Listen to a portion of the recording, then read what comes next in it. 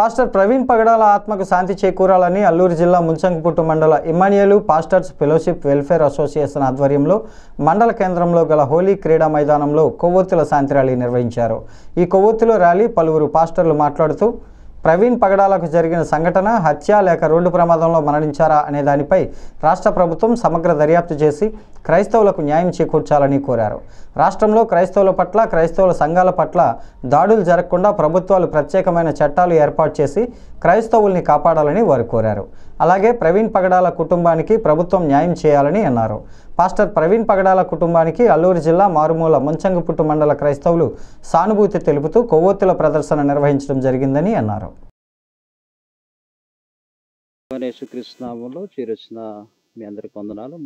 అల్లూరు జిల్లా ముంచంగిపుట్టు మండలం నుండి మా క్రైస్తవ సమాజం నుండి మేము మాట్లాడుతున్నాం. మొన్న జరిగిన ఆ దుర్ఘటనను బట్టి మేము చింతిస్తూ మరి ప్రవీణ్ పగడాల గారిని, వారి కుటుంబాన్ని న్యాయం జరగాలని ప్రభుత్వం పట్టించుకొని ఇలాంటి మరో రిపీట్ కాకుండా మా క్రైస్తవాన్ని భద్రత కలిగించాలని కోరుకుంటూ నా మాటలు నేను ముగిస్తున్నాను.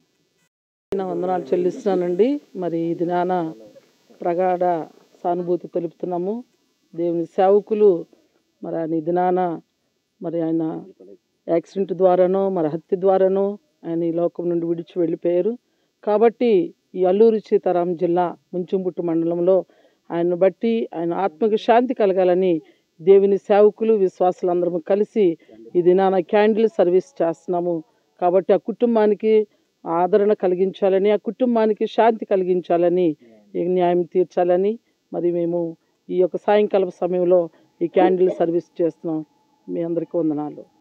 ముంచంగిపుట్టు మండల క్రైస్తవ్యంగా మేము ఒకటే రిక్వెస్ట్ చేస్తున్నాం.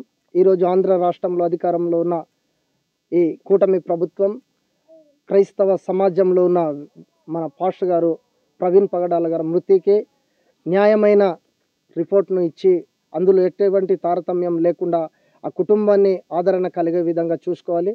అది మర్డరా లేకపోతే యాక్సిడెంట్ అనేది మేము ఎవరు కూడా దానికి ఇది చేయట్లేదు, కానీ ఏదనేది అది ఒక న్యాయమైన రిపోర్ట్ వచ్చి అందరూ కూడా వాటి ద్వారా సంతృప్తి చెందేలాగా సరైన రిపోర్ట్ ఇవ్వాలని కోరుకుంటున్నాను.